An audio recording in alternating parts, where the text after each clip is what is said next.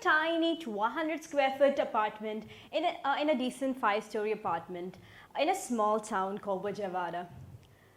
Just like every apartment is flats and every flat is a neighboring flat and every neighboring flat has a neighbor, there is my neighboring uncle with a clean skinhead and a spare tire pot belly.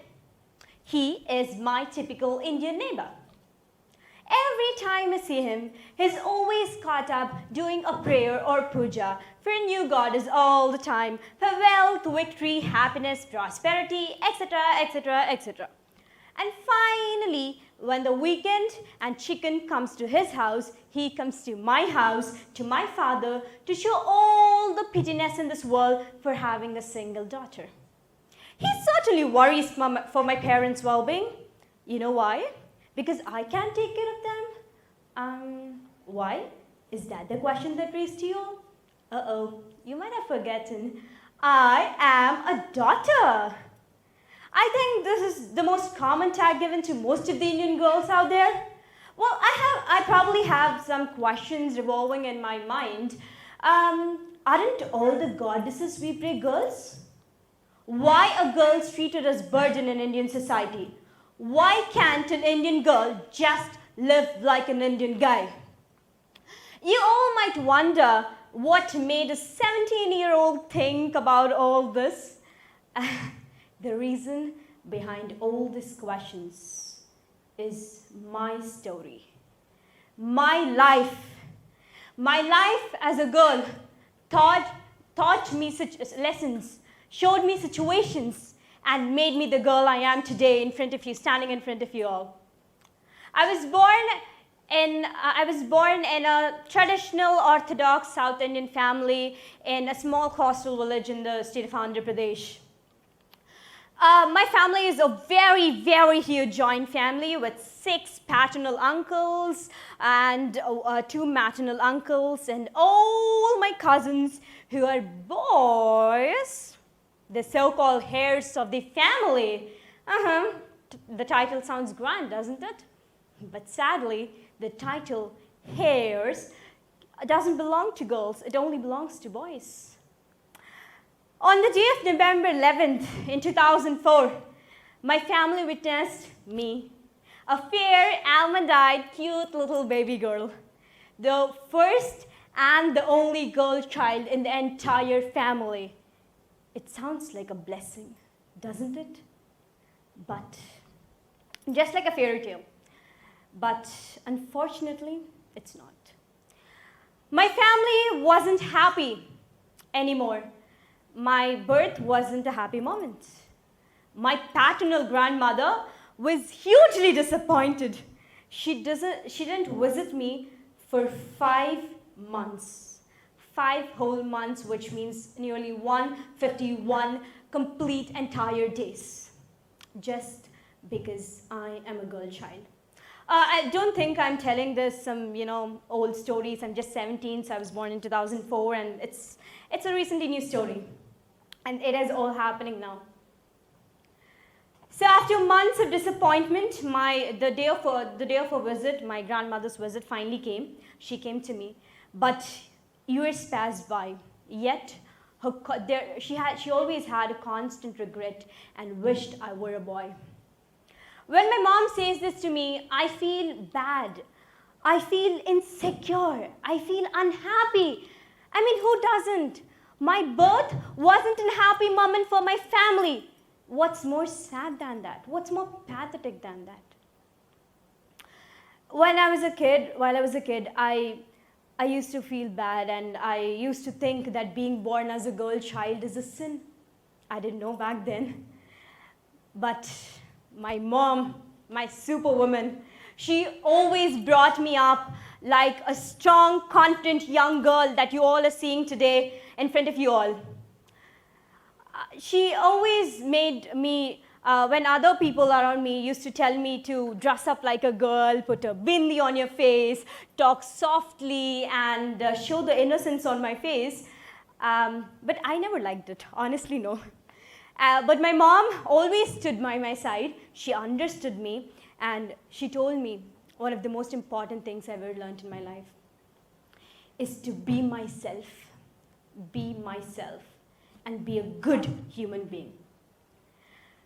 And I tried for that. Yes, I am being a good human being. Doesn't matter if you're a boy or a girl. I think my parents are the only ones who didn't draw a line for me for not being a boy. But all the people around me did. Everybody else did. And my poor parents, unwillingly, they made me follow some rules, if not all, just because they didn't want everybody to point out their daughter. Of course, it's not their fault, because as parents, they think that everybody has to appreciate their girl and not criticize her. Do you think this is my own one single story? Then you all might have mistaken. Like me, there are lakhs of girls in this country, India. Some suffer by their family and society, and some by their own parents. We don't have the basic right to make decisions in our own life. Everyone around us decide what we do, from the length of our hair to the dress we wear, everything. Imagine how hard our lives are. We may smile with a beautiful, bright smile, but behind the smile, there is a whole dark world full of tears, fear, anger, frustration, and prison life. In India, the differential in child survival is 11%. It means every year, more number of girl children die than boy children. We live in that kind of a society. We live in a society where the birth of a girl child itself is considered a sin. Forget about the single girl child. And now imagine how a single girl child must feel living her entire life in this kind of a society. I was fed up with this kind of a life, with that kind of a life. I cried, and cried. And finally, I took a step.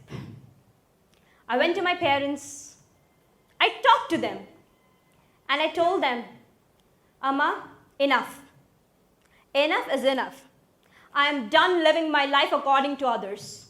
As parents, if you trust me, then believe in me and not the outsiders. If both the parents are on my side, then what is the reason to think about the outsiders?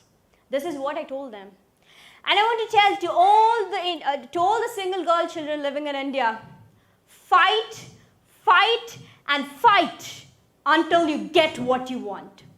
Open your mouth and let the voice resound. Talk to your parents and family and live a life that you want to live, not the life that everyone expects you to live. Live a genuine and a happy life. Live like a good human being. Doesn't matter if you're a boy or a girl. Doesn't make a difference. Not 1, 2, or 3.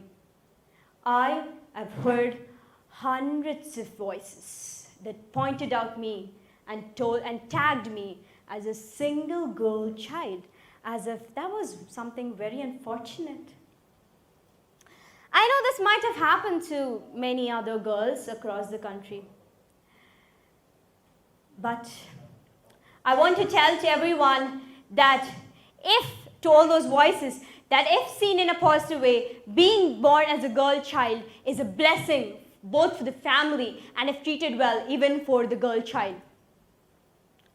And to all the parents, I want to tell you with the single girl child that you are blessed. Yes, you are blessed. Believe me. God gave you one of the most precious gifts in the form of a daughter.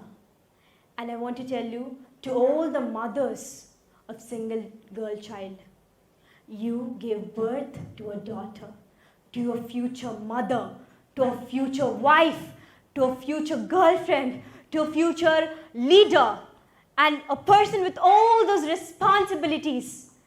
Moreover, you gave a life to a woman, a girl, one of the most powerful element of this whole creation. Be proud of that. Don't bend your heads. Instead, raise your heads and proudly say that you're parents of a single girl child. Treat her in the best way possible. Give her wings to fly high and high and high, as high she wants to. Let her achieve whatever she wants to, do whatever she likes to. Tell her sky is the limit. Even beyond that, not a problem.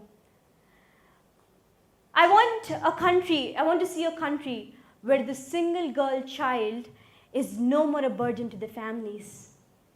And when girl children have the right of choosing from the dress they wear to the right of choosing their own career paths.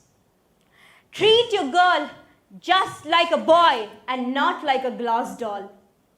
Trust her, believe her, and see what she can do. Thank you.